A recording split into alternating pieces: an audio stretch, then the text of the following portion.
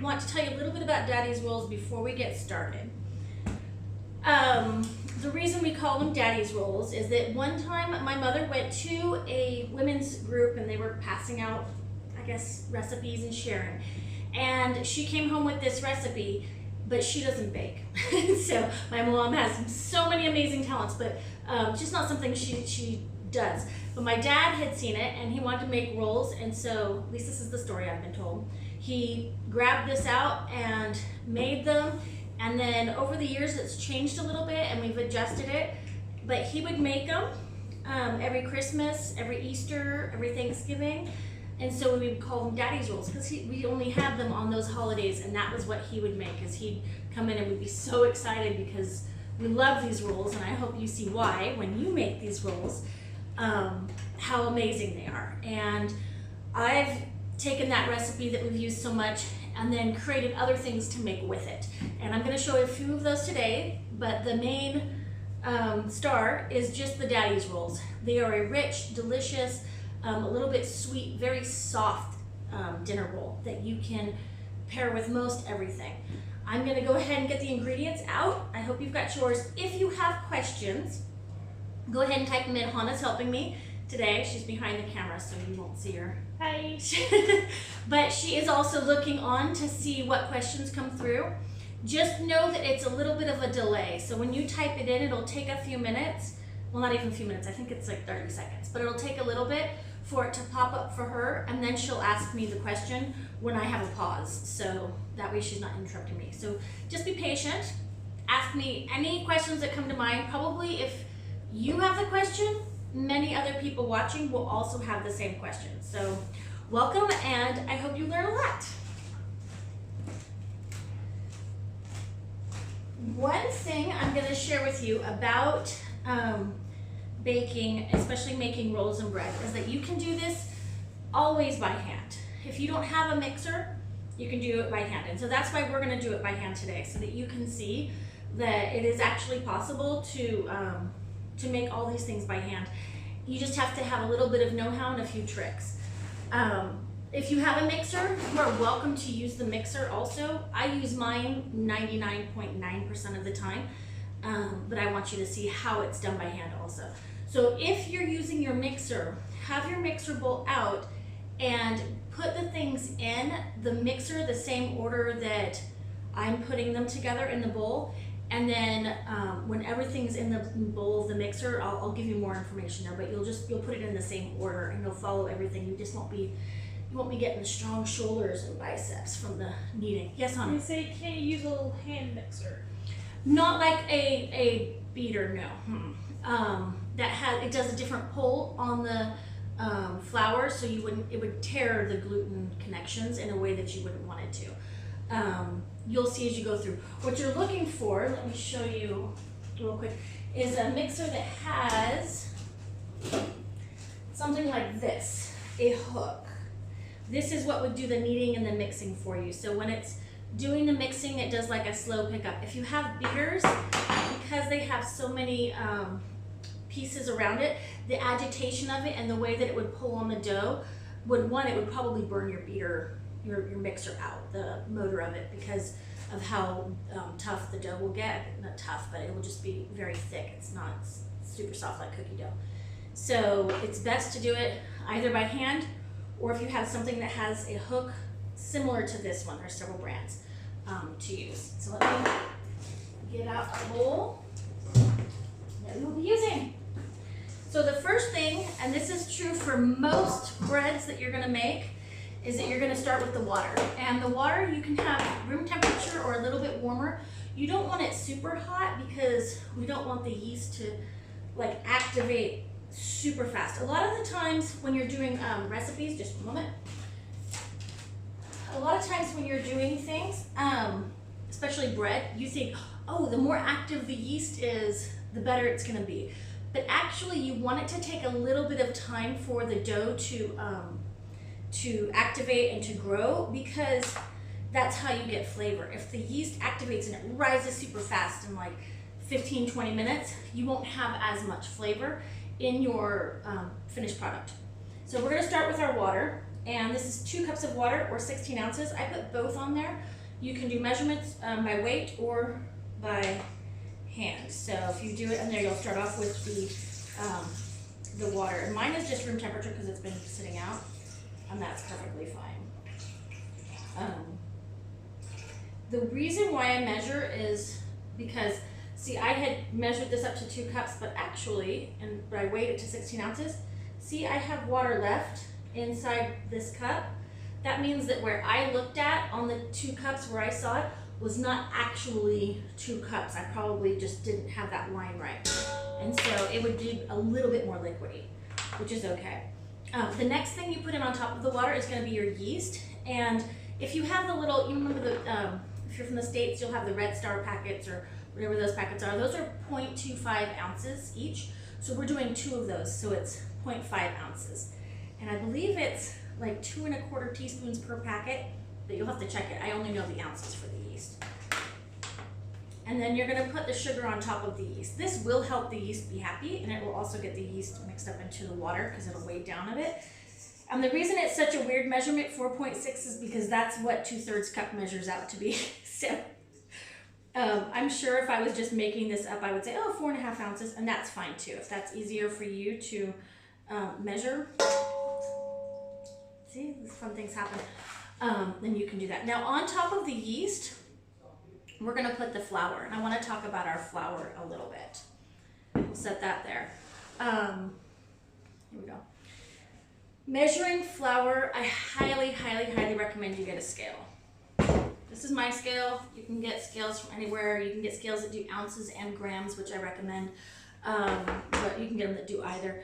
The reason that I use a scale for flour is that if you are measuring flour out by a measuring cup, your measuring will not always be the same. It won't always be that when you measure a cup that you have the same amount of flour in as if you measured it yesterday. Or if I were to give you a recipe, your measurement of a cup will be different from mine, Hannah's would be different from mine. And it's because flour is a very finicky thing. If flour's been sitting, it will compact. There's gravity, and gravity is going to continue pulling it down until it gets as compact as it can, close to the ground. It's pushing air out. So if I just stick it in and measured that kind of flour, that could weigh like 6 ounces. But say the person who gave me the recipe aerates their flour before they do it, or they didn't have flour that had been sitting there and they measured it out. Theirs might be 5 ounces. Say somebody takes a spoon, which I've also seen people do, and they spoon it in. It's going to be even lighter than that. So you're going to have less flour in that cup than what the recipe calls for, or more flour in the cup. And that's why a lot of times when you follow a recipe and you think, man, this was so good when this person made it, and it's not the same. It's either too loose or it's too thick. Flour is a lot of times the culprit. And so I highly recommend doing the measurement of flour. So, and I had to, for this recipe, go back and forth, because technically flour weighs, if you, in bake shops, we always say a cup of flour is 4.5 ounces. But if you were to do that, 6 cups would not be 1 pound, 14 ounces. And so I actually did a lot of trial and error to figure out the right amount of flour that gives the results that I grew up with my dad measuring the 6 cups of flour. So that's how I ended up with the 1 pound, 14 ounces. So if you measure the 6 cups of flour by hand, what I will recommend you do that gives me the best results to be accurate is that you're going to aerate your flour like this. Don't do the spoon, just aerate it. You just kind of lift it there, and then you're going to take it up like that. Don't like tap it, because if you tap it here, then you're going to press, the flour will go down. Don't press the flour down. Take the flat end of your knife. Don't go halfway, tap it, go halfway back, and then forward again. And then that's your cup of flour from there. And it's 4.5 ounces. So that's how you, actually this one's 4.6, so it's a little bit different from there. But if you are measuring by scale, it will be the 1 pound, 14 ounces. And then just like I said, you'll get close to it, and it should be good if you aerate it and then do by cup. So I'm just going to dump mine because I already know I have that amount. On top of flour, we go ahead and we're going to put the 1 egg. and then you're gonna sprinkle the salt. The reason why you put the salt on top of the flour separated from the rest of the liquid and the sugar and all of that is because salt will kill yeast. It slows the yeast activation, so you want salt in there. Otherwise, if we didn't put any salt in here, this would just boom, because the yeast would be so happy. But we're gonna put salt on it, and that's gonna go ahead and slow the yeast activation, but we're gonna put it on the flour so it doesn't come in direct contact, just have that separation. And then you just put the butter right on top of that.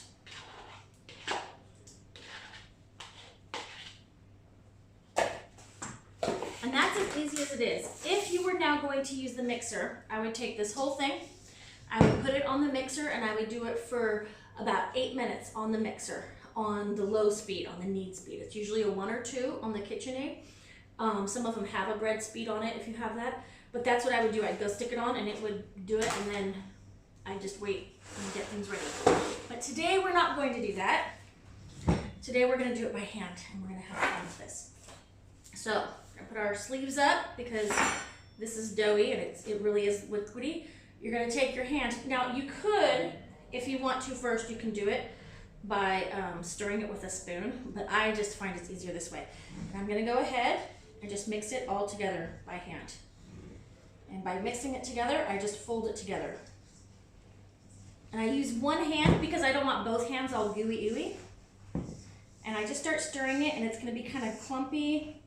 And you can squeeze as you stir it, but we're gonna be kneading it, so your hands are not gonna be clean in this.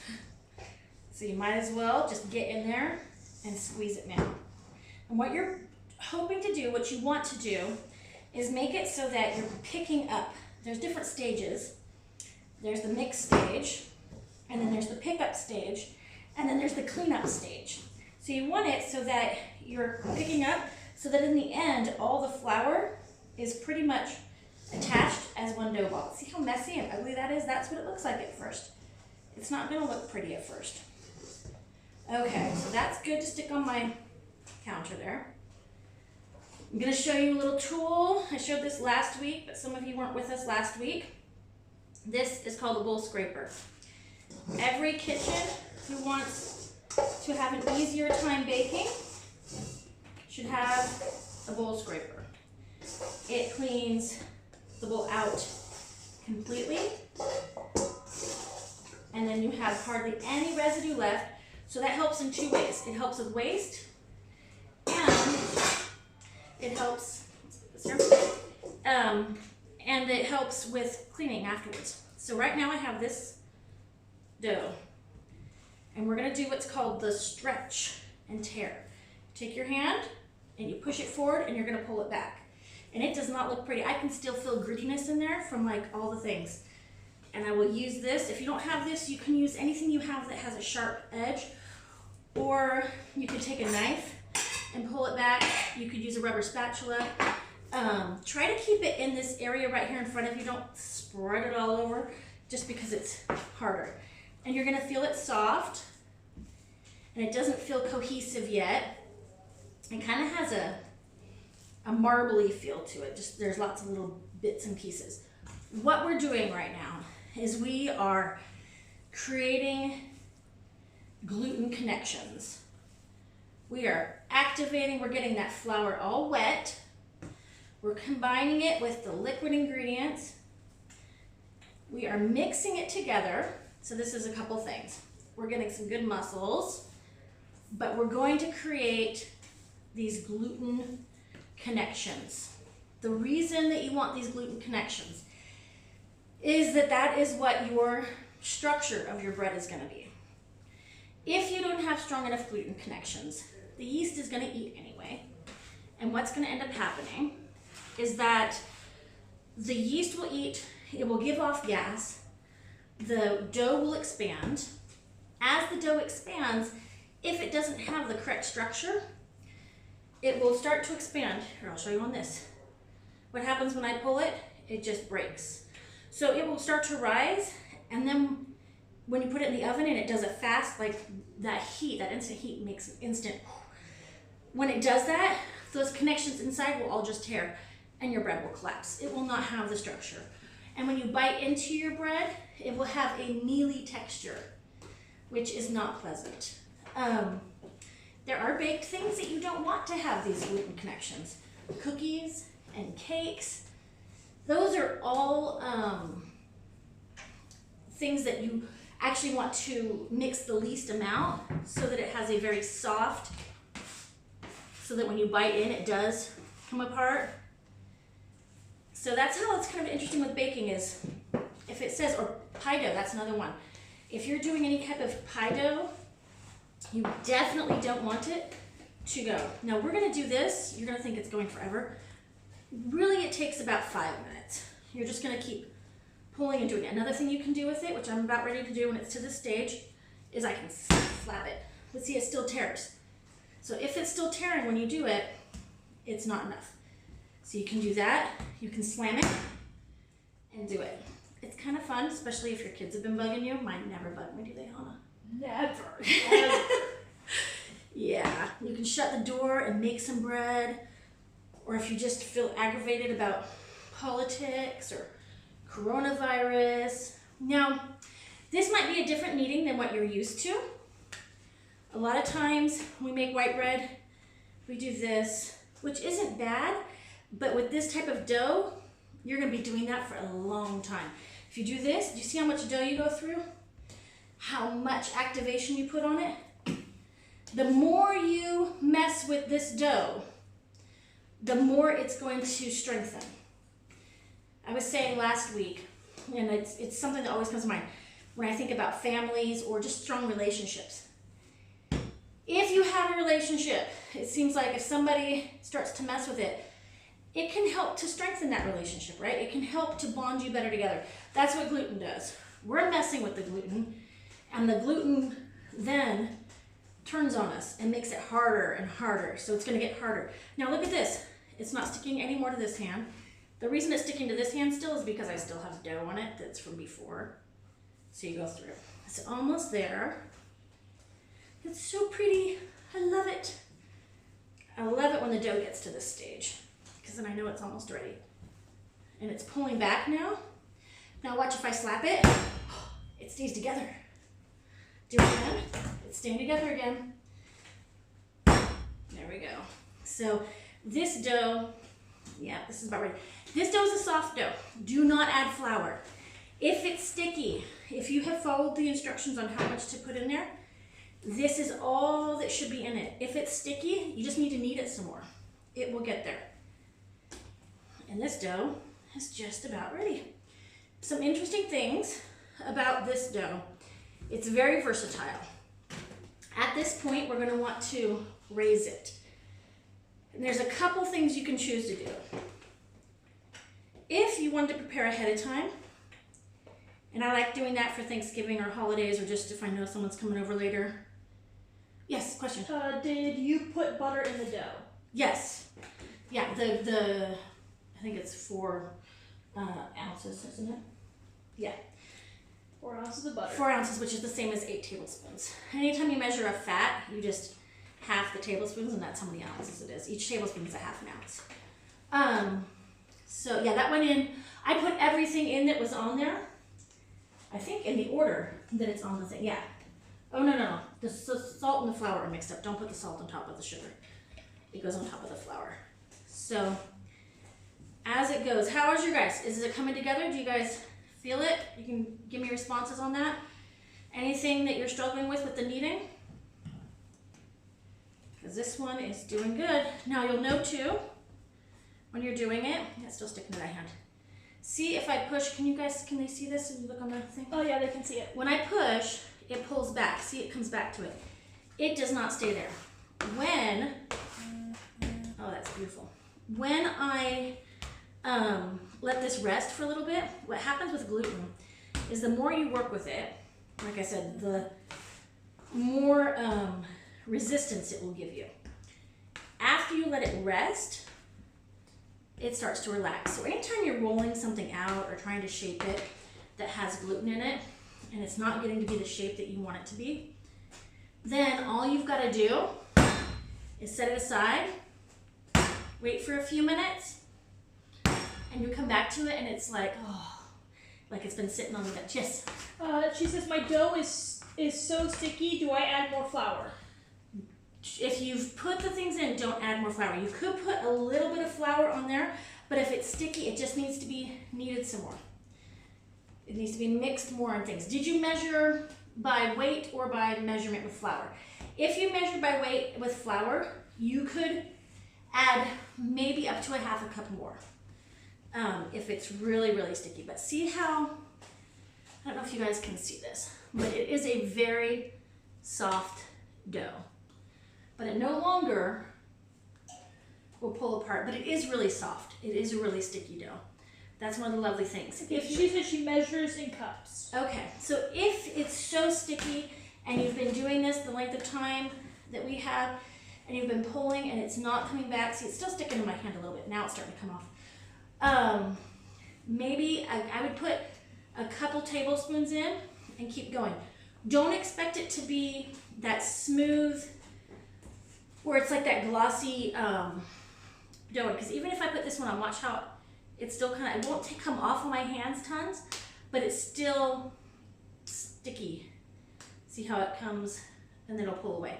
That's what you're looking for. See, they're sticky, but not, if you're putting your hand on it and it comes off and it's just covering your hand, then add some more dough. Also try cleaning off your hand.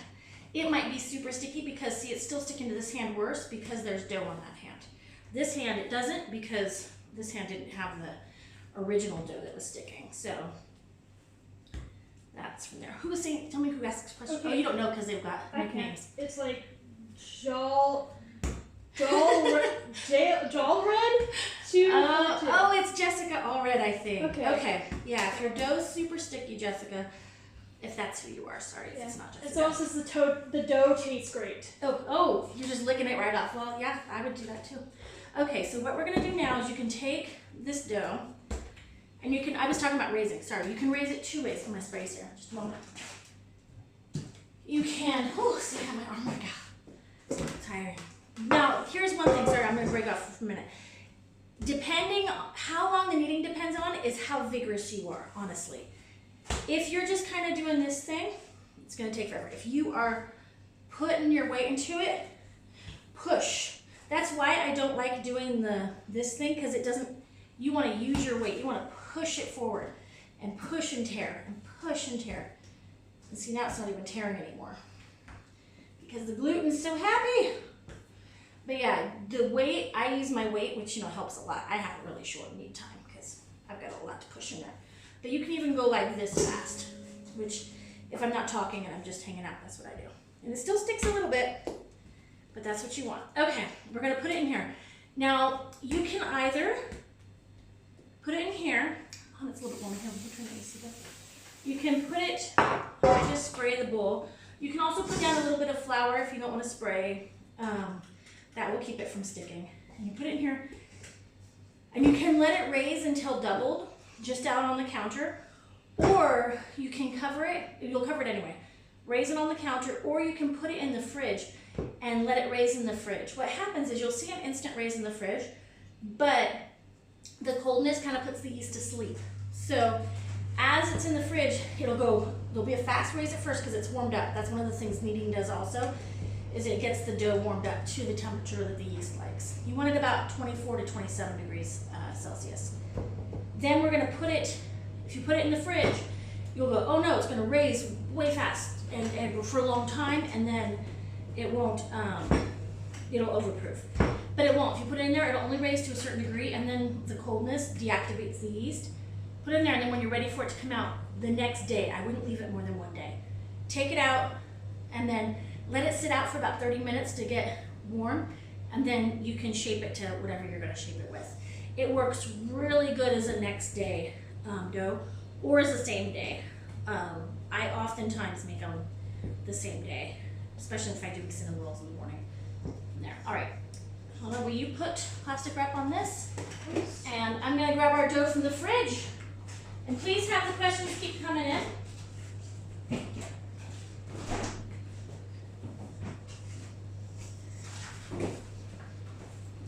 Today I am not doing real time, if that makes sense, because it would take too many hours and you guys would have to be sitting there watching me forever.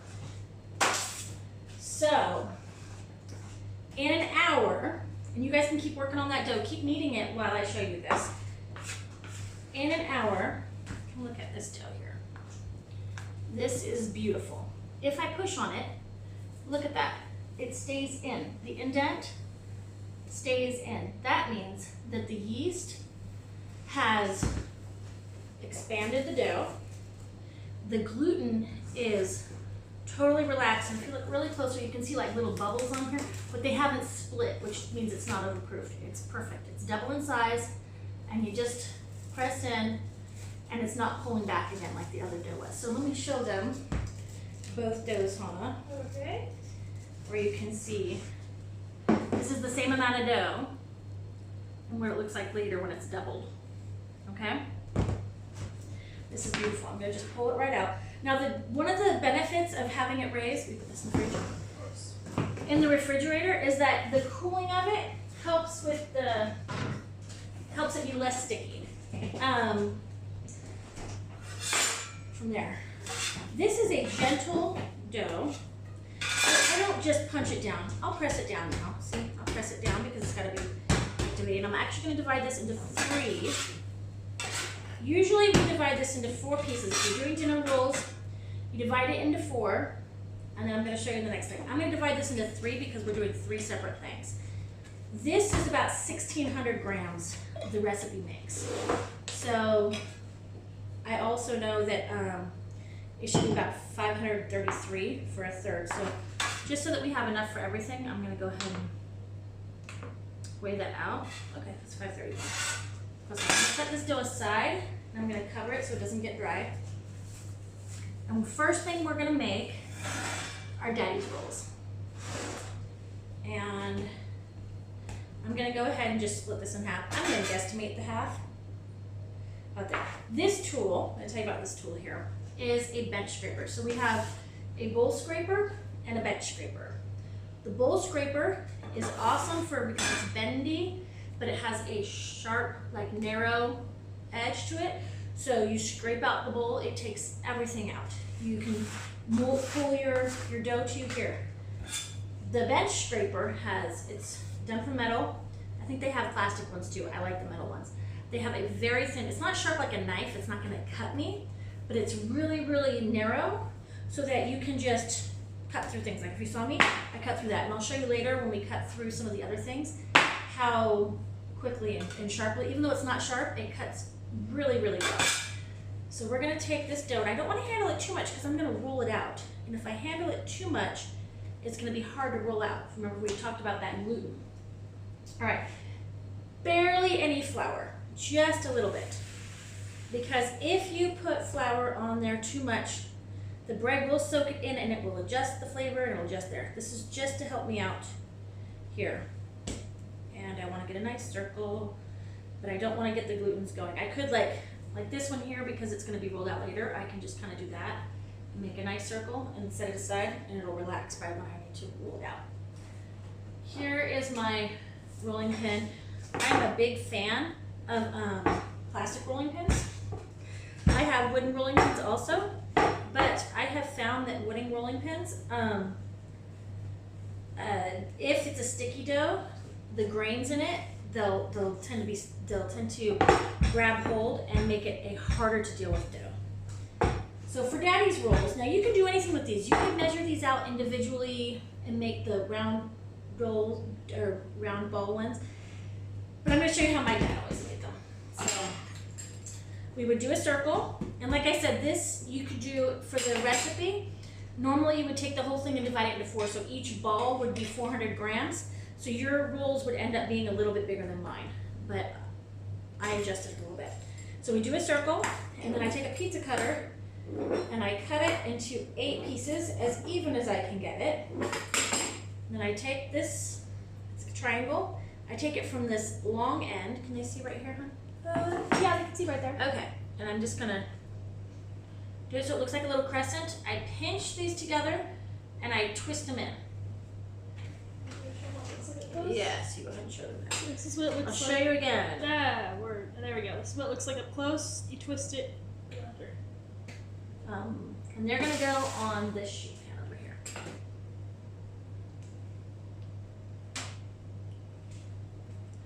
pinch them, twist them. I'll show you again. You guys can just watch this because we're going to do this 16 times. That's 4.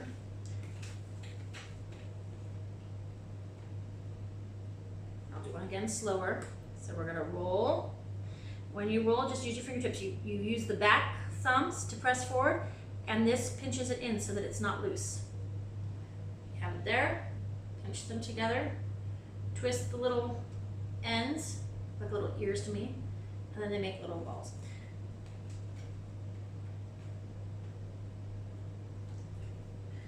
Okay, so now we're going to roll out this next one, and I think you're going to get to see. We put those all on, huh? Of course. Take up half of it, just like last time. Okay. Here we go. This is lovely. Now we're going to roll this out. I think bread can be beautiful. I think dough especially. When it feels just right and it's got the right elasticity, it feels lovely. How are your doughs coming? How is your kneading coming? Have you guys, if any problems? takes you longer to knead it, to get it to that, that's okay. It's a new thing. Has anybody done it in a mixer today? How's that dough looking? That you did in the mixer that you put in. Have patience with yourself. And have patience with the dough too. Again, we're going to do 8 pieces. Now these will not be exactly the same just because there's no way to exactly. Wish I could, because I like everything to be even. All right, we'll do another slow one so you can see. Rolling. Then 2 ends. Twist and tuck. We'll do the 2 ends, twist and tuck. Hannah, will you turn the oven on to 200? All right. Rolling, pinch, and tuck. I do one in front of me here. We've got rolling. See how it comes through like that. So you've got it there. Now we're at this point. You're going to take these 2, twist them, and tuck them.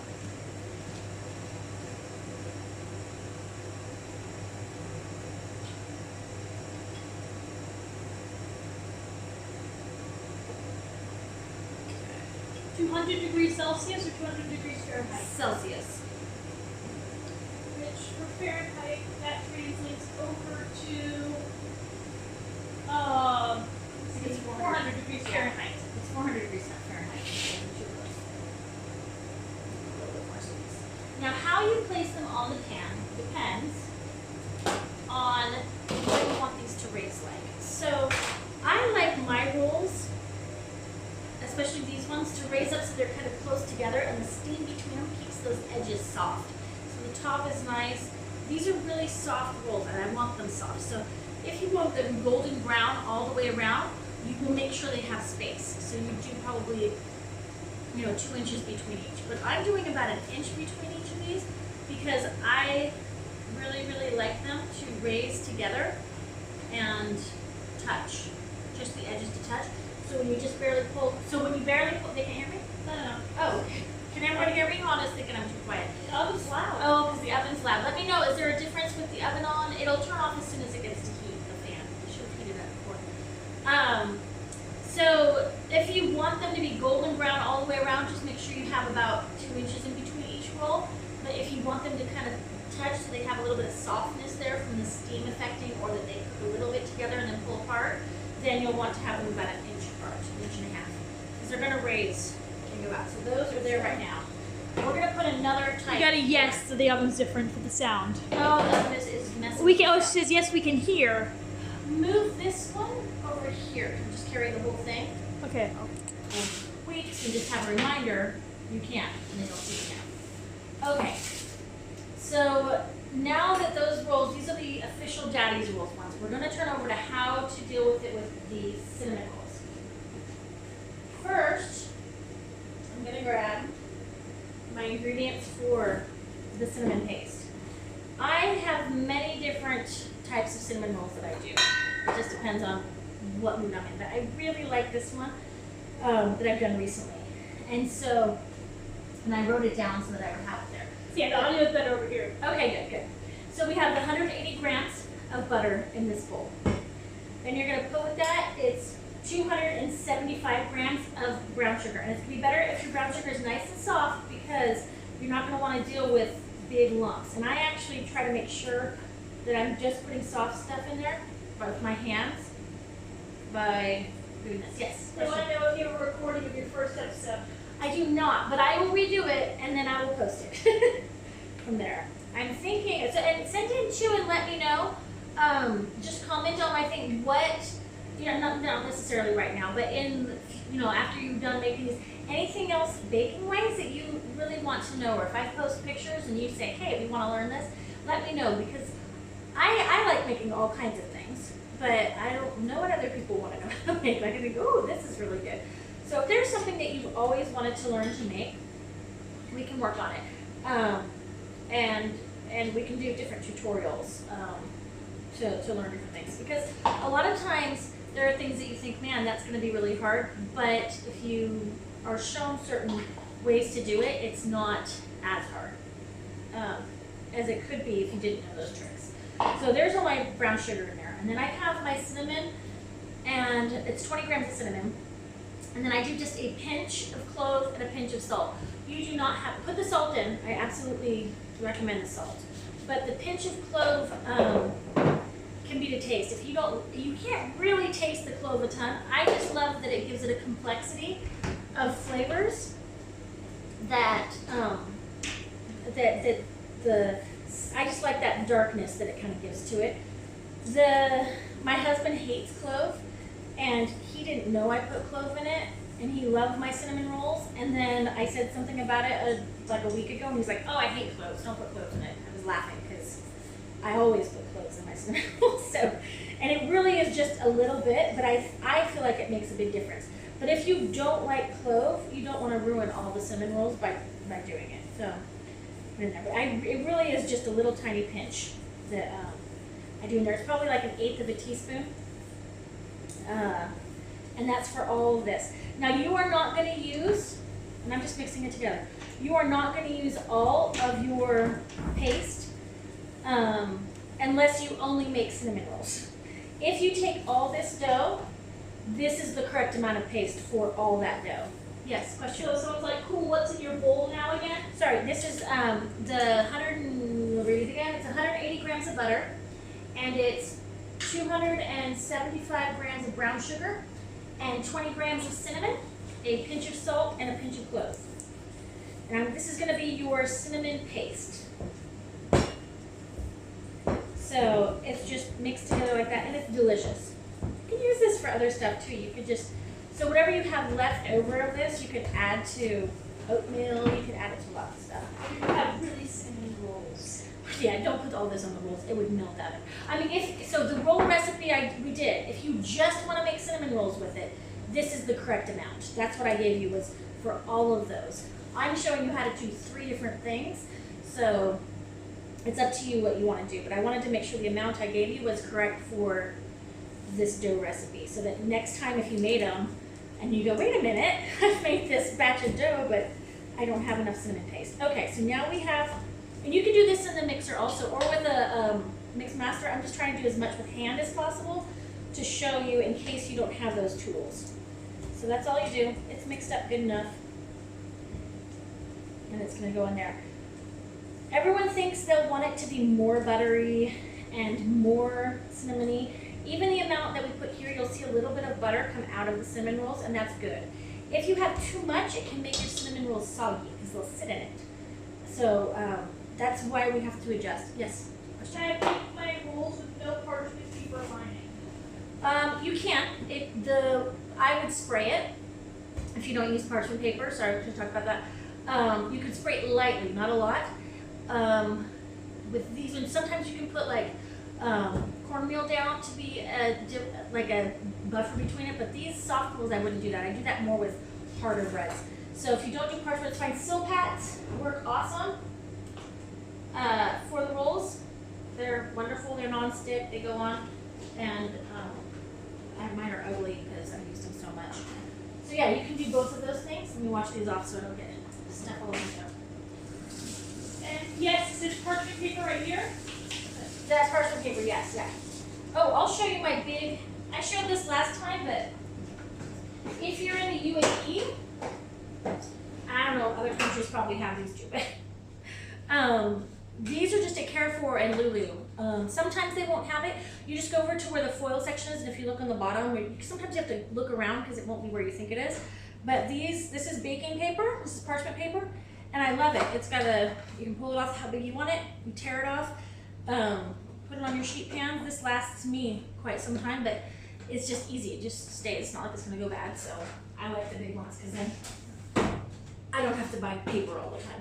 Okay. See, this is the great thing about a bench scraper is I can clear off. Yes. We got a question because I left my dough in the fridge and make cinnamon rolls to be ready for dinner tomorrow night. If I take them out of the fridge around 2 o'clock, will that give them enough time to be ready at 6? Absolutely, yes. So if you take them out, so what you'll want to do is take the dough out 30 minutes before you want to make them. So we're going to do some math here, see cooking. You can do homeschool with the kids. For all of you who are at home with the kids. So you have 30 minutes before you want to shape them. Then it'll probably take you about 20-30 minutes maybe to get them all rolled out and shaped. So we'll give that this about 45 minutes. Then you're gonna have to let them raise for probably an hour. You want them to double, so it can be anywhere from 45 minutes to an hour. So that's gonna be almost 2 hours there. And then baking, it's gonna take probably 12 minutes. So as long as you do it, if you wanted them, did she say 6?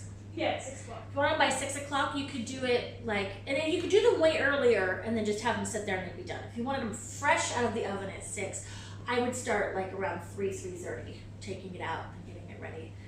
You'll want them to cool enough if you're putting icing on, so that might do some time too. And we'll talk about icing in a little bit. But here's my dough. I'm gonna take half of it again. And, well, the third. And I'm gonna weigh it because I wanna make sure I have enough left over for the other. You won't be necessarily weighing your dough if you're just making them all into cinnamon rolls. Because what you'll do is you'll take, if you're doing cinnamon rolls, you'll take all your dough, so pretend this is all the dough, and you're gonna roll it out. Got lots of bubbles there, if you can see that. Lots of yummy bubbles there that air pockets, gas pockets, is you're gonna do this here. I'm gonna put now with the cinnamon rolls especially, I like barely any flour down. Okay, we're gonna place this down here and just get a light coating. You do not want a lot of flour because you're gonna roll it in and you don't want flour rolled into the dough. And we're gonna press it out. Now, remember that yours is gonna be, if you do all the dough cinnamon rolls, 3 times as long as this. So make sure you have plenty of space. How wide you do it, are these ones, they're probably almost proof ready. Can you pull them out, cinnamon rolls? Sure. Cinnamon rolls. How wide you do it is gonna determine how many layers you're gonna have of cinnamon roll. So if you want them fat this way, you're gonna want it fat this way. If you want them smaller, you're always gonna do it smaller. So these are our cinnamon rolls. Ooh, they're actually ready to go in. So I'm just gonna show them to you and we're gonna put them in. These are the cinnamon rolls. We make sure they can see it really well. Sure. Just give me a second. Hannah's trying to get on camera. So if you look at those, these are them. They've been proofing. I know they're ready because if you look, one, they've risen beautifully to each other. Also, you see this right here, these little holes, they're just starting to come up. If I let them go much longer, they're gonna be overproofed. They're soft. I can feel, when I push in, I can feel like a bounce back of air. It's spongy. So Hannah, if you would go ahead and put those in. Great. And put the timer on for about, I like to put a timer on before so that I know where I'm at with it. This one, I think usually we'll take about 12 minutes, but we'll put a timer on for 10 and we'll check on them. I do not like overbaked cinnamon rolls, but if you like your cinnamon rolls to be super brown and have that really crunchy, then you'll want to bake them longer. I like mine just barely done so that they're really soft in the center. So I'll show you that. That's what we're gonna do. At least that's what I'm attempting to do. We'll see. I don't want to get distracted and miss something. Back to the rolling of them. Okay. Here we go. So these, you want them to roll out till they're about, probably about 1/8 of an inch thick. You do not want them too thick or else you don't get a lot of yummy good layer of cinnamon. And if you watch now, I'm at a point, see I'm rolling it and it's pulling back. I'm rolling it and it's pulling back to its size. That means I need to rest it for just a moment. So while that rests, yes, So we question. have a question. It says, do you use raisins or chocolate too? So, I don't put chocolate with the cinnamon rolls. You could do many variations on this. I'm going to pause on that question for a moment. Hannah, will you get the other pan out? Because if those were done, these ones are done also probably. And I want to just show them to them and then throw them in. How are they looking? Good. So we're going to take a pause for a moment. And I'm going to show you what we've got going on here. We have two things. One you haven't seen yet that we've done. But these are the Daddy's rolls. Again, I can feel if I push in, there's like a squishiness. You can feel it just like, but it's still got the resistance of the thing on the outside. See how they've risen together? They're gonna touch, it's gonna be beautiful. These are bacon cheddar twists that I'm gonna show you how to make. They also are beautiful there. We're gonna bake them all together there. You can put anything inside, and we'll talk about those later. So I'm gonna put those in. Don't put a new timer on because I think that the one rolls will be finished. Okay. Hold on. Let me grab that. Okay.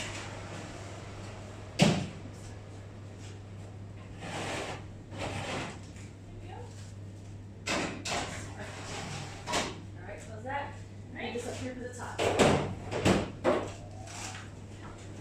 Sometimes those big pans are hard to deal with and the fridge. Okay. So this cinnamon dough is light again. I'm just gonna keep rolling it out. When you roll, there's a tip here. You don't wanna roll, see if you can see from, can you check and see if they can see this? If you roll and you give the same amount of pressure all the way, you're gonna end up with this thin outside part. You go to the center, you push out, you let up when you come to the edge. You let up when you come to the edge. Of course I did that and now it's made my shape. But the nice thing about dough is you can always pull it around. The dough is very forgiving. Yeah. Red dough is lovely. Okay, so I think this is the thinness I want it to be. If you look at that, you can see how thin you've got it there. So it's about 1/8 of an inch thin. It's pulled back a little bit, so I want to kind of reshape it.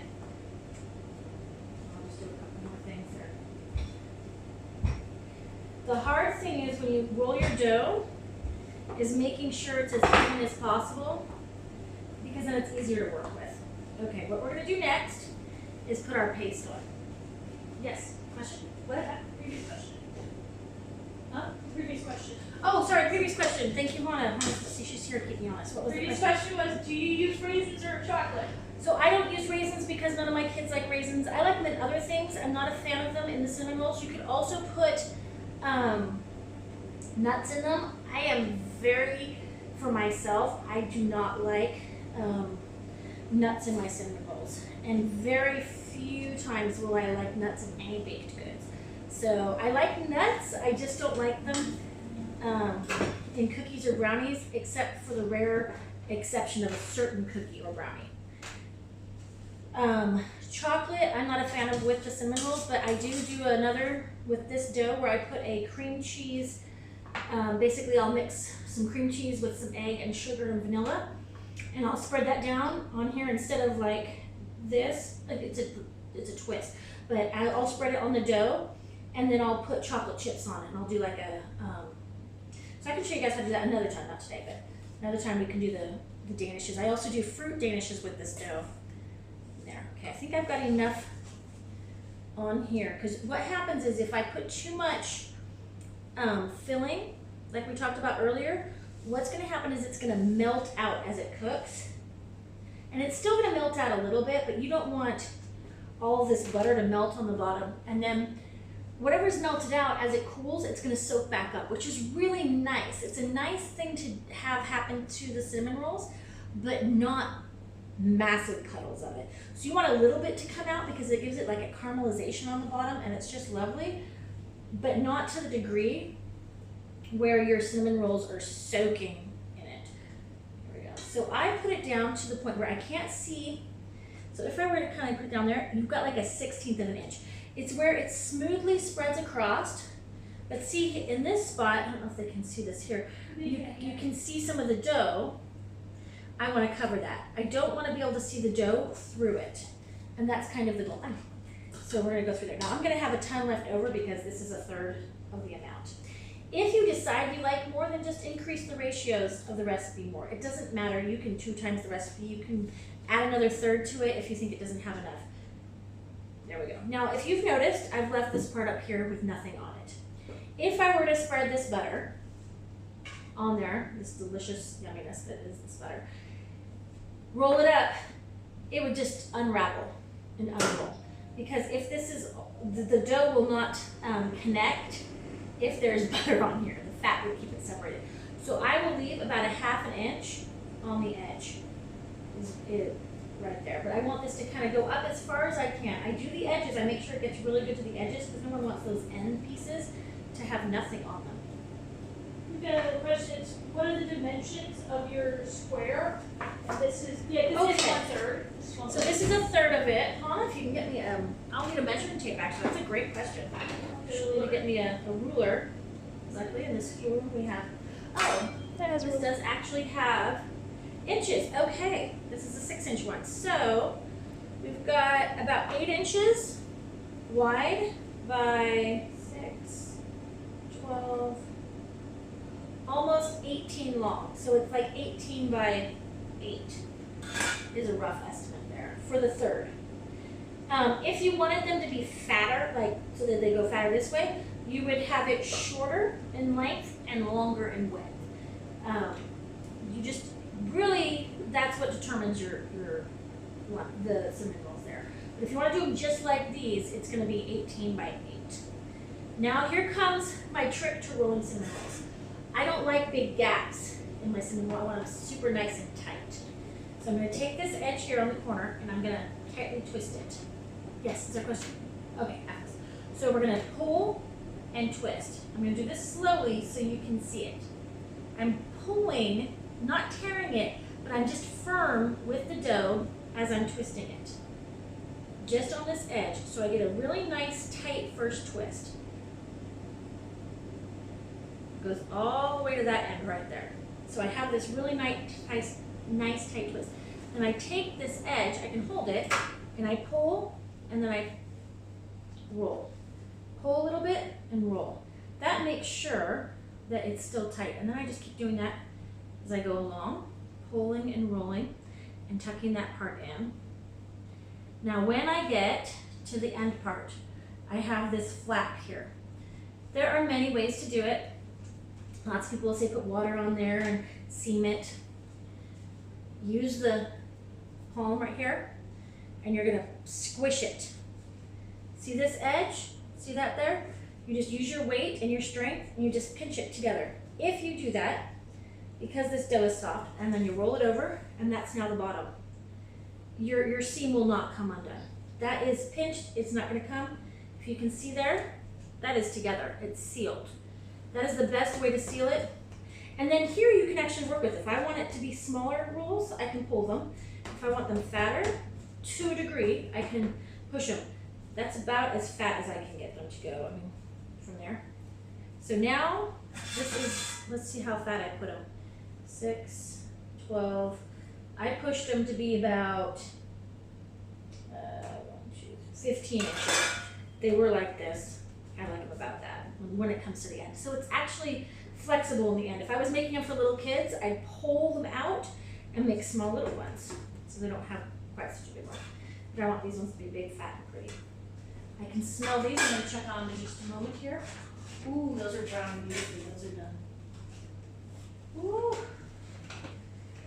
Beautiful. Yep. Ah, exactly 10 minutes. Okay. So we're gonna let those cool, and then we'll show it to you in a little bit. These bottom ones are lovely. these ones are done too. Not yet, they just need to be flipped around. Sometimes, hold on a moment. Ooh, it's not that big. Okay, those probably have about a minute or two left on those ones. The cinnamon rolls, let me show them to you. Hold on a second. We'll get this. Actually, we'll let them cool there for a second. I'll get these on, and then we'll go from there. So, this is totally up to you, how wide you're gonna do. I usually do mine, how wide is that? About an inch and a quarter wide. I usually do them here. So how wide is that? Let me see. I just eyeball it. That's an inch and a half. So I usually do mine an inch and a half wide. This is what this bench scraper is so great at. I take my cinnamon roll, I get my thing, and I slice and push. Now, if you don't have one of these, you can also use, but you also are going to have to slice and push like that so that you move it, see? Constant movement. If you try to push down, it's just going to squish. You want movement like that. Movement. How many you get depends on how big you make them. So, these ones I did bigger. I'm just going to put them on. Now here's a trick. If you have smaller ones, like if they're not all the same size, put the smaller ones on the inside. When baking any type of roll, always put the little ones on the inside of the grouping because they'll have less heat coming in the center. There we go. Oh, we got the exact same amount as we did last time. Okay, go ahead. These will sit out until they're double, so just keep an eye on until you see them go there. Usually about 30 minutes, depending on how cold they are, to an hour. I think these ones were in there for about 45 minutes. Now we're gonna scrape that off because I don't want cinnamon sugar on my next thing. Really, honestly, I cannot sing the praises enough of that tool.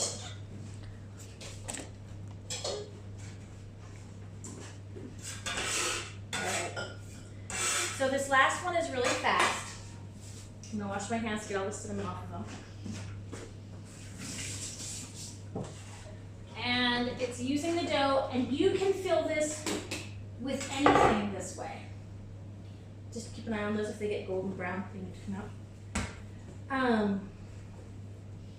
Are they ready? Yep, they're done. Ooh. You can fill this with anything, really. I love bacon cheddar, and I think it's really good with this light, soft dough. You can put chicken and feta, which I also really like. You can do ham and cheese. You can do all kinds of delicious things with it. So what I'm going to do with this one is I'm going to make a rectangle again. Go ahead and just sit right over here. Actually, let's go ahead and show them. We're going to pause on this for a second. And what I do when these rolls very first come out of the oven. I'm going to bring the camera over here. Nope, I'm going to bring a hot pad over here. We can set it right here. All right, yeah, set these over here for a moment. Okay, I'm going to show you these beautiful rolls. We have the bacon cheddar ones, which are the ones we're making right now. And then these are Daddy's rolls. As soon as they come out, I don't melt butter and put it on. I know I put that, I said melted butter, but actually I just take a pastry brush and put a little butter on. And then yes. That's the last. Where do you get the bench scrapers? Any kitchen store. Amazon has them. I'm pretty sure that Carrefour would have them, or Walmart, or if you're in the States. Most places, if you go in the kitchen section, you'll find them. Also, there's I can't think of what it's called here. Go ask Dad where the place is that I get my tea set quietly, because he's probably working. They have them, I know. They have quite a few baking things. I don't know if you guys have been there. If you're in Abu Dhabi, there's a baking shop. It's a kitchen shop. And they have all kinds of like serving and tea sets and things in the bottom. But on the top floor, they have all kinds of baking styles. Now, I also butter these. I know they have bacon fat in them, but I like that butter flavor on the top. Is it Alwani? Alwani. Alwani. So Alwani should also have them here in this area. Okay, these will need to cool for a little bit because the cheese is going to be Oh wait, really second, it ended. Oh, did? So yeah, Oh, I'll share okay. the story and we'll continue, okay? Okay, yeah. So, hit. We went a little bit over the hour, so it does that. Remove this. For some reason, it just says your video will be available soon. Okay. Okay. So let's wait a second. We'll go back. Okay, I'll finish it up. Ready? Those are beautiful. I'm gonna move them off of these so I don't want them to see all the sugar because these did get too sugary. Oh, they're beautiful. So see, that would have been the exact right amount. What? These would have been the exact right amount. The sugar. Is it back on yet? Not yet. It's not letting me start on the live feed. It's not. No. Oh wait, I should probably pause this. 12. Yeah, not even 18. So I guess it's fatter this way because this way it's 6 plus about probably 10. Yeah, so it's 10 inches by 16 inches about there. There we go. So what we're gonna do now with this dough, if you want to fill it with anything this way, there's lots of ways to fill it. You could do it the same way as the cinnamon rolls. You could do it the same way as the others. Is we're going to, but this way is just another way to be able to fill it. I'm going to take some cheese and I'm just going to spread it over half of it. And this is cheddar cheese, it's sharp cheddar that I've previously grated. There we go. And spread it out nicely. Now we don't want to leave these ends with nothing because those are going to actually be a whole roll themselves. So it's going to spill out a little bit, but it's worth it in order to have some cheese on those ends and some bacon. So this is a good amount of cheese here. I like them really cheesy, so I'm going to stop because then it spills out and that's wasteful. Okay, and then any type of meat that you want, I'm putting bacon. You can have these go alongside a salad, which is really lovely with potato soup. This is so good to make a nice baked potato soup or anything, and then you just have these alongside them. There we go. Okay. I like to be generous with the meat there. So if you did chicken or feta, you could do pizza rolls with these. Now I'm going to take this half here, and I'm just going to fold it over the top, and then using the palm of my hand again, I'm going to just squish around. Do a nice tight seal. If you do tips of fingers, the problem of doing it that way is that you end up with holes. Do this edge, this bone right here on the side of your thumb, it seals it nice and tight. And then all I'm going to do is I'm going to take it and make cuts. They're about, love this. I never even realized I had it on there. Thanks, Hannah. They're about 1 inch to 1.25 inches wide. You really could do them however wide you want. Just takes, it'll adjust your cooking time. That'll be long, yeah. Okay, then I'm going to take these here and I'm going to twist them and then I'm going to pinch these ends. And see the cheese comes out here? That's what it looks like. You'll have cheese kind of coming out the sides when you're done. Nice cheese out there. We bring a cooling rack out so I can move this good.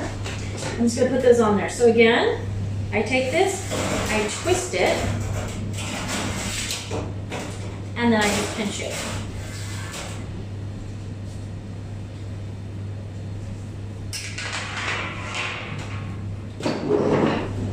And it looks like this.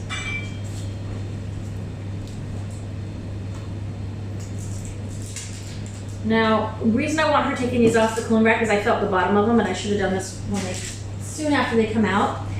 If you don't remove your baking things off of the pans, yeah, we'll get those. Those are a little bit different. Those ones to soak up the goodness. If you don't remove the rolls off, what happens is the heat from them comes out the bottom because they're very hot. They're in there for 200. And then, after it's come out the top, or come out the bottom, it'll be really hot. It will, of course, condense and you'll get steam. And it will then collect underneath the roll, making your rolls soggy on the bottom. So you want to make sure and take them off. So Hannah, can you tear apart one of those bacon rolls and show them what it looks like on the inside? They're crazy delicious. See, I'm gonna see if I can actually be able to do it with you being able to see. Yeah, see if you just tear them apart. You got good baby cheesy goodness. Yeah, they're so good.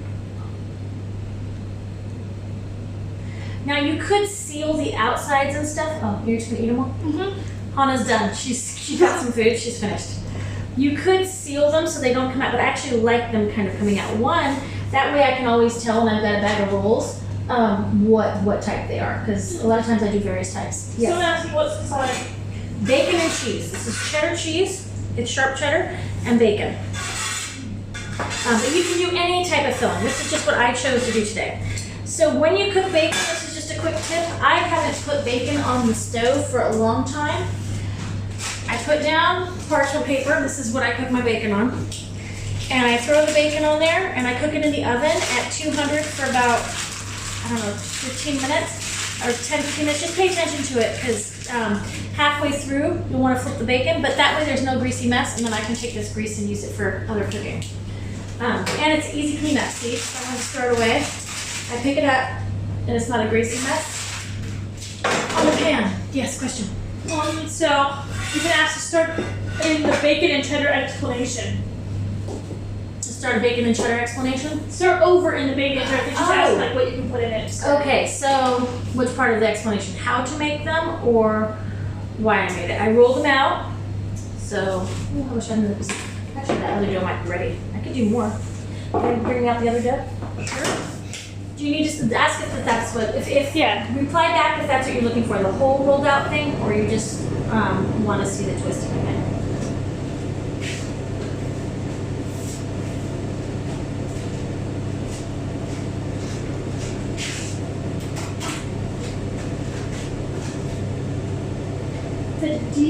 The feed got cut.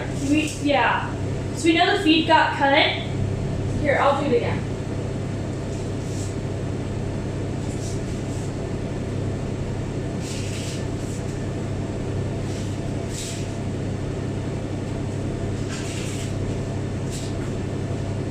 Okay, let me show you these cinnamon rolls real quick. They're nice and warm. You can serve them just like this. See how they're soft. Okay. Oh, they're so good. So you can serve them just like this, or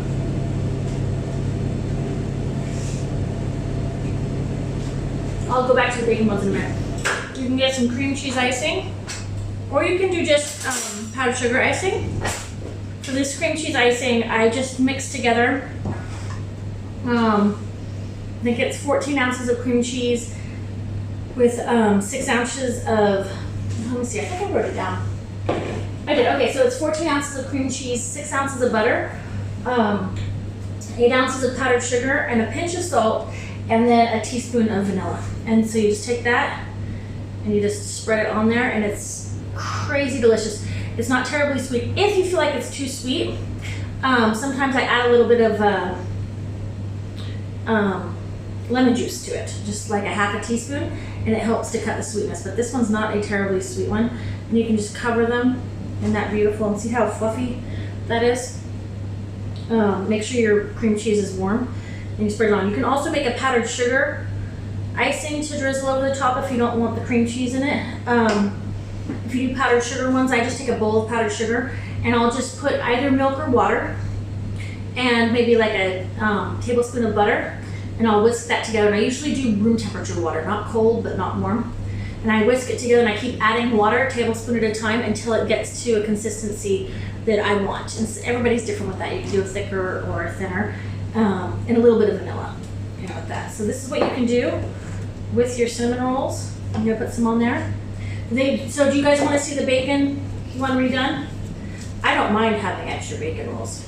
These rolls freeze really, really well. Even the cinnamon rolls, after you make them, what I recommend is that you let them cool completely. If you want to freeze them, you leave them out, you let them cool completely for maybe an hour or two. Usually what we end up doing is we eat them for whatever meal we're going to eat them for. And then I bag them up Would you grab me bread bags? I highly recommend using bread bags. Do not use Ziploc bags if you can. Bread bags are cheaper, they're more economical, and they're better for the bread because if you put them in a Ziploc, there's too much moisture. You actually don't want a complete airtight. Bread bags allow for a slight breathability so that it doesn't cause the bread to go mushy and like the stale off flavor. I use these bread bags for all of my breads.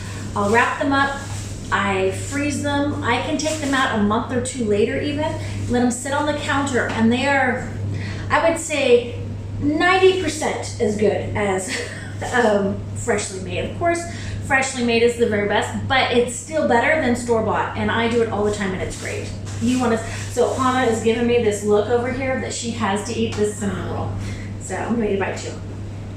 Oh my gosh. These are really soft. Now, you can see that I do mine so that they are soft. I like them that way. If you want to cook them a little bit longer to get more caramelization on them, you're welcome to do that. I don't like them to, I want them to be soft. I want them so that if I squeeze it, I'm gonna show this to you guys. If I squeeze it, see how that comes together? See, it's cooked, it's not doughy, it's cooked all through, but I can squeeze it together and it's just soft and so good. So you've got a question, says, where do you get the bread bags? Here you can get them at Lulu or Carrefour. If you go by the garbage bags, Ziplocs, that whole area. Sorry, I don't know if the garbage bags are there, I don't think so. I think it's the Ziplocs. Where you can get the aluminum containers, sorry. So good. And they have different sizes that you can get there. And they're just in, actually I think I have some, you can show them the bag. Look in the pantry on it, and there should be a bag that has the thing on it. But there's different sizes. These are the larger ones. Okay. So, let me move this out of this way. I need to have bread coming out of my ears. If it wasn't for COVID, I could just bring this to everybody's house and get it out of mine. There we go. So, for the bacon cheddar biscuits, let's see. This dough has been in the fridge for a little bit. Yeah, it's just about there, yeah. Normally I wouldn't take the dough out of the fridge quite this soon. I'd leave it in there for a couple hours if I was doing it, if I was raising it in the fridge. On the counter you can do it for an hour, but in the fridge, everything's back in there. It takes a little bit longer. Yeah, go ahead. So these are the bags. They are here in Abu Dhabi. Yeah, Or they're, in UAE. they're called food storage bags. Yeah. So Yeah, there we go. Okay, so for the, sorry about that stop again. I'm trying to keep them in an hour because it kicks me off if I take more than an hour. Little bit of flour. Here's this beautiful dough. Okay. We're gonna roll them out again.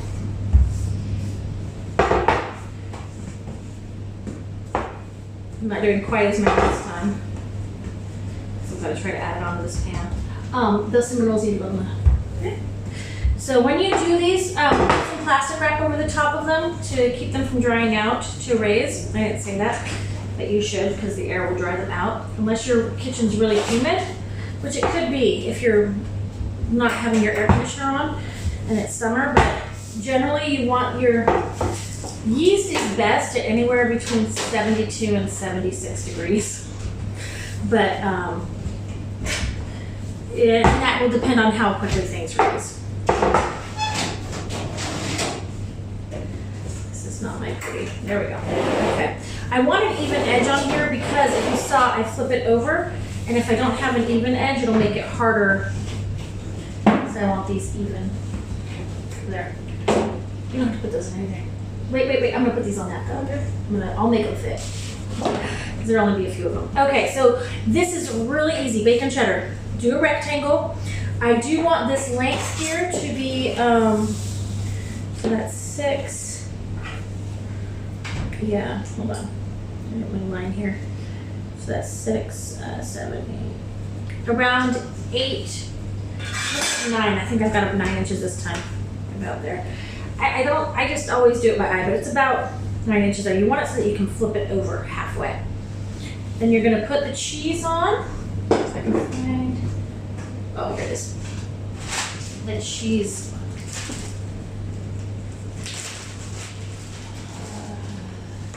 A plate. So I just do a layer of cheese. If you do too much cheese, it's just gonna spill out all over the pan. Same thing as with the cinnamon rolls. If you do too much, the cinnamon paste that I gave you is enough for the entire thing. So only use a third of it for your cinnamon rolls. If you make it, yeah, you just need to make sure that it's not gonna go. If it does, it's fine. It'll just burn on the pan like underneath it and stuff, because sugar does that, or it'll caramelize. So this, you'll spread whatever filling you want. It doesn't have to be cheese. It doesn't have to be bacon. I was actually thinking of doing, I have like this cabbage smoked beef thing that I did for pelmeni a little bit ago, and I had some leftovers. You could put that in here. You just do a different twist because that would fall out differently. Because the cheese is gooey, it works with the way I'm twisting these. You could have filled the way I rolled up the Daddy's rolls. You could have filled those. I'm just showing you different ways to work with the dough. It's a very, very flexible dough. Okay, now I'm going to put the bacon on. There we go. See, it's good I'm redoing it. I get to use up the rest of my bacon. Madison will be sad. She was hoping for bacon to eat. I don't cook bacon very often, and so it's quite the treat for my kids here. You could do, like I said, chicken and feta, any kind of filling. These are really great to have in the freezer for kids who are home from school for either after school lunches. A roll like this that's filled with something makes it really easy to just grab it out in the morning and set it on the counter, and then I know they have a snack or lunch. I'll have this, they'll have this with fruit and maybe a salad, some, celery sticks, and it makes for a really good and quick and easy school lunch. And it, like I said before, that's gonna be, they freeze really, really well. So you're gonna twist it, and then you're gonna pinch it. Try that again. Take it and you're gonna twist it, and then at the bottom pinch it. Now if stuff falls out, you can grab it and just push it back in there. And it goes again. You adjusting the camera there? Mm-hmm. Twist it and pinch it. You might actually need to put these on a separate pan because this one is pretty full. Go ahead and put that over there now. And I'm going to get out of the soda pot and just throw it in this pan. Here we go. I'm just doing this because we'll have enough. My pans are huge because of the size of my oven. If I'm using this oven, I use my smaller pans, but I'm using my big oven today. So you twist it, and you're gonna pinch it. And you'll have stuff kind of fall out a little bit, but I love the look that comes from that. I think it's really pretty aesthetically. And when you put it into a bread basket, it makes a really nice look to be different from the other breads in the bread basket. And that's kind of something you want. You want to show that variety. There we go. And then I have this little piece here that I'm going to kind of open up and grab all these extras and just put it in there. And we're going to just kind of have to do it how we can. And then because it's smaller, I'm going to put it in the center. That way, it doesn't get too overbaked. It'll have kind of the protection of these outer ones here. Okay, so those will go and be raised. You'll raise these for, same thing as the cinnamon rolls, about 30 minutes to, you'll raise them for about 30 minutes to 45 minutes, and then take them out and put them in the oven. So, then you have Daddy's rolls that are buttered. I never opened one of these for you. Let me show you the Daddy's rolls. So they're soft. They're a golden brown on the bottom, just a little golden there, golden brown on top. So yeah, we're pinching the ends together. Yeah. For the cheese ones, you pinch the ends together the same way you did with Yeah. Daddy's rolls. Yeah, you pinch these together. You'll twist them and then pinch together. And then this is the inside part. This is the crumb of it. What it looks like. It's just so lovely and soft. And then just make a pretty plate. The golden bacon ones there. And they're twisty and pretty. And you can put them on and serve it, and the kids will come in. They can't see that. The kids will come in and they will grab them all and eat them and be so happy, and then I'll force a piece of fruit on them. If it's apples, I don't have to force it.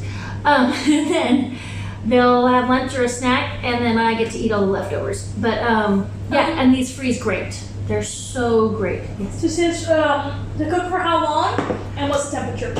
Temperature's 200 for everything with this recipe. Always for 200 for all the variations. Celsius, which is 400 degrees Fahrenheit.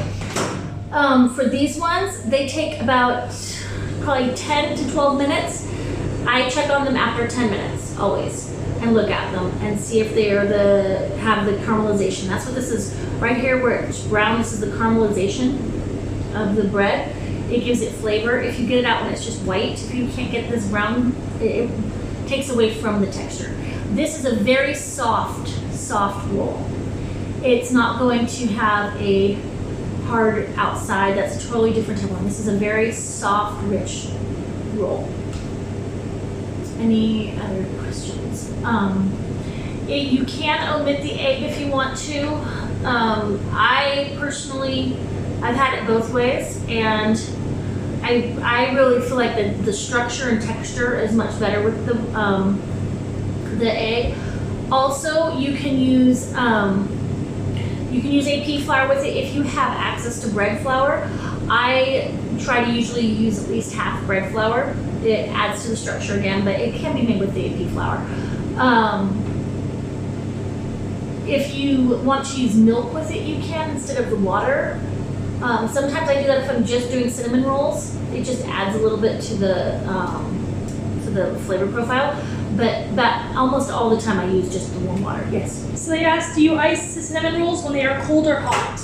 I ice them when they're warm. So they come out, they rest for about 10 to 15 minutes, and then I ice them. If you ice them right when they come out, the icing would just completely melt all over the place, including if you use the powdered sugar icing also. Yeah, it would just melt all over the place. So just let them cool till they're warm, because you still want them warm. They're yummy when they're warm. So right when they're warm, then you put it on, and it stands pretty well. These are there.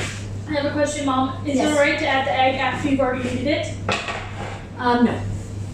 If you've kneaded it and you haven't added the egg, don't add the egg. You will over knead it and yeah, leave it. It's fine. I've made it without the egg before. I think the original recipe didn't have egg in it. That was something that our family changed and went through and did. This, this is a really nice cinnamon roll recipe. I really love it. This is not burnt on the bottom. This is caramelized of the sugar. It's gone all over. It's beautiful, and the top is there. You could cook them a little bit longer if you like. Like I said, I like mine just barely done because I want them really soft and gooey. And someone was mentioning, I think it was Shelby. I don't know if she's on or if she's gonna watch the video. How they had cinnamon rolls and how they really have a hard time finding homemade cinnamon rolls that are soft. These cinnamon rolls are incredibly soft. I've touched every one of them now, so they're mine. You can unroll them and just, they're gooey. I don't know if you can see that there. I wish you could have, you could reach out and grab one. Especially because I'm gonna need to ride my bike about 4 days now because of this. But, these are so good. You got a question? It's not cooking related, but they want to know how we're doing. We're doing great. We're cooking. I think I'd like to go outside and walk around a bit. So hot. But it's too hot now here, so COVID I did get my cold months. I know it was beautiful, and we weren't supposed to go outside. I have been putting my bike on Hannah's back porch because she has a porch off her room. and I can see the neighborhood.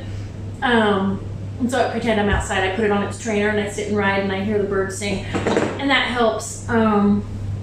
It's been good. We've been and for us, it's kind of life as normal in some ways because the girls just still have school as they normally do, but in other ways it's been kind of relaxed because a lot of their schooling of homeschooling, how we do it, they have a lot of activities, and so I'm usually driving them everywhere, but all those activities have either been canceled or they've been changed to online.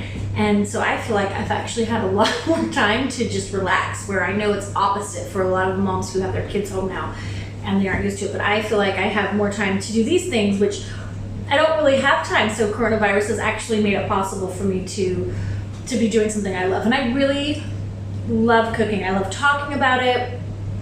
I love experimenting with it. One of my favorite things about doing this is the science of it. I love when I realize I have to make I have to go through and do like all the math and figure out, oh, I have to do this formula to figure this out. And it makes me smile because I know that sometimes my kids will say, I will never use algebra, or I will never use geometry. And I think, well, you never know where you use it in your life. And so then I make them come in the kitchen with me. And then I point it out to them, and you love that, don't you, Hannah? Yes, I do. When I point out to you how that was totally sarcastic. Okay, I didn't hear the sarcasm. I was like, you do. No, she really, like, I'll go, see, now here's an example. And they do this big roll of their eyes. But yeah, no, it's been actually relaxing for me in a lot of ways. Other than worrying about certain family members at home and other people around the world, it's not been too bad. Are there any other questions about food or what we're doing here? About your dough? Have you guys checked your dough? It should be about ready to start shaping. If you have questions, please send me a message. I will respond back and give any help. If you're local, you can give me a call or send me a video of what's going on. And I would love to see pictures of your finished products. That I just really, really love. If you just can take a quick snap and send it to me or post it up onto my Instagram, I would really love to see how your creations turn out and how you and your family enjoyed them. So, any last questions? No? Okay. Thank you so much for joining me today. And if you have requests, let me know. I'll start thinking about what our next thing will be, and we'll get together again. Bye. Bye. Thank you. I like this. Hold on, I'm going to help her with this.